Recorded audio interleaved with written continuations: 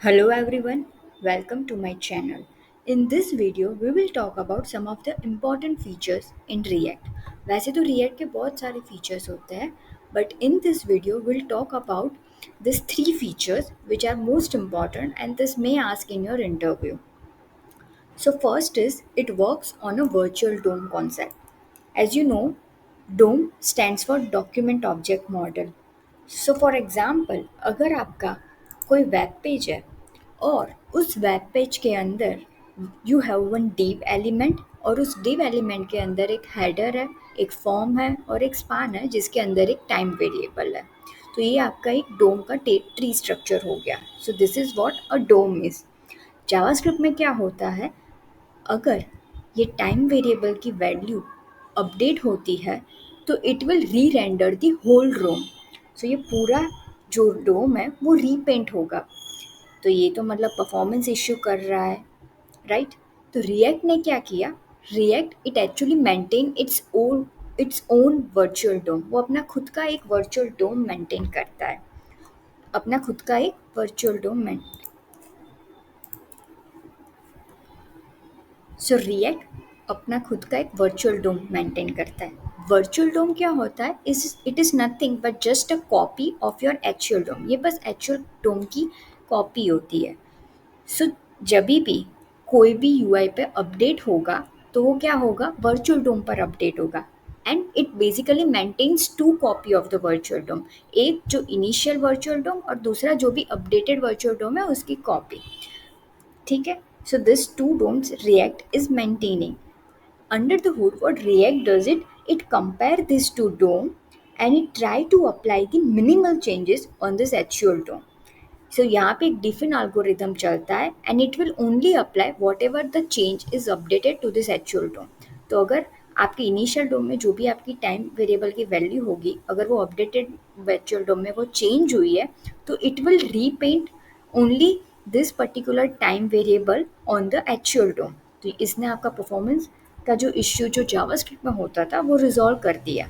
तो हेंस हम क्या बोलते हैं कि वर्चुअल डोम के कॉन्सेप्ट के वजह से जो परफॉर्मेंस है वो ज़्यादा इम्प्रूव हो रहा है. और ये जो हमारी प्रोसेस है, ये जो डिफिंग एल्गोरिदम चल रहा है और just it try to apply only that minimal changes on the actual DOM, इस होल प्रोसेस को हम रिकन्सिलेशन कहते हैं.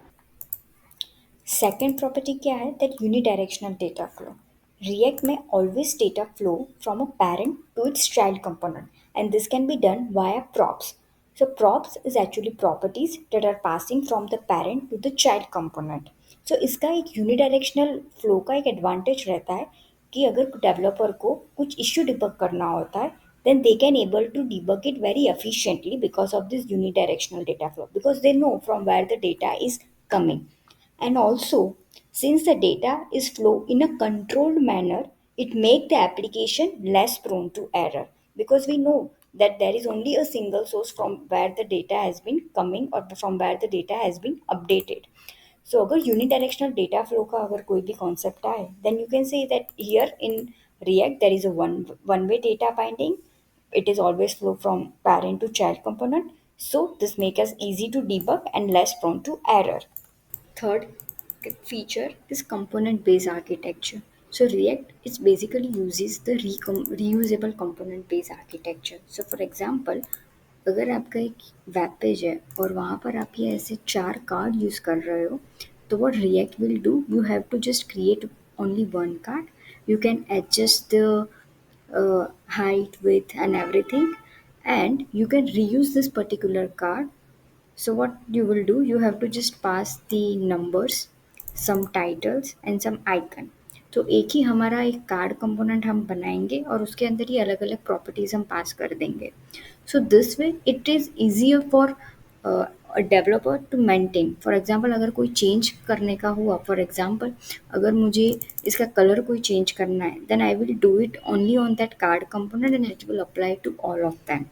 अगर इसका फॉन्ट साइज अगर मुझे कुछ चेंज करने का हुआ, then I will apply to that only one card and it will be apply to all of three. So this way it is easier to maintain and it is easier for unit testing as well.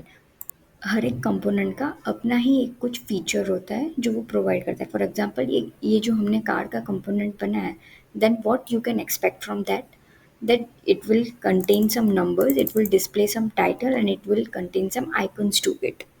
सो ये उसका purpose था और इसने अपना purpose serve किया।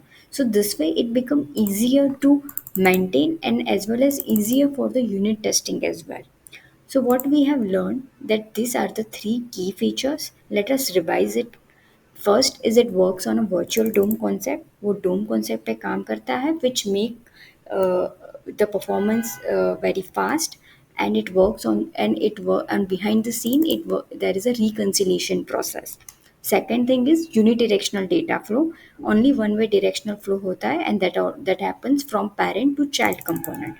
Third, the architecture is a component based architecture जहाँ पे वो reusable component का use करता है and which make easier to maintain and easier for unit testing. That's it for this video. We'll see you